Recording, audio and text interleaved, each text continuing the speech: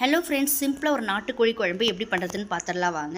ஒரு 1/2 kg பக்கமாக நாட்டுக்கோழி வாங்கிட்டு வந்தேன். ஸோ அதை வந்து வாஷ் பண்ணிவிட்டு ஒரு குக்கரில் இஞ்சி பூண்டு பேஸ்ட்டு, பெப்பர் தூள், கொத்தமல்லி, புதினா, கருவேப்பிலை, கொஞ்சம் மஞ்சத்தூள், கொஞ்சம் உப்பு போட்டு நல்லா வேக வச்சு எடுத்து தேவைப்பட்டால் கொஞ்சம் சூப் எடுத்துகிட்டு நீங்கள் அதுக்கப்புறம் தாளிக்க ஆரம்பிச்சிட்டேன். நான் கொஞ்சம் சூப் எடுத்து பாப்பா கொடுத்து அதுக்கப்புறமா செய்ய ஆரம்பிச்சிட்டேன். ஃபஸ்ட்டு அதுக்கு ஒரு மசாலா ரெடி பண்ணி ஒரு தவாலை எண்ணெய் ஊற்றிட்டு மல்லி, மிளகாய், பட்டை, கிராம்பு, ஏலக்காய், அது மாதிரி ஓல்ஸ் ஸ்பைசஸ் எல்லாம் போட்டு நல்லா வதங்கின பிறகு தேவைப்பட்டால் 2 துண்டு தேங்காய் போட்டு நல்லா வதக்கி நல்லா ஆற வச்சு மிக்சியில் நல்லா பேஸ்ட் பண்ணி எடுத்துக்கோங்க.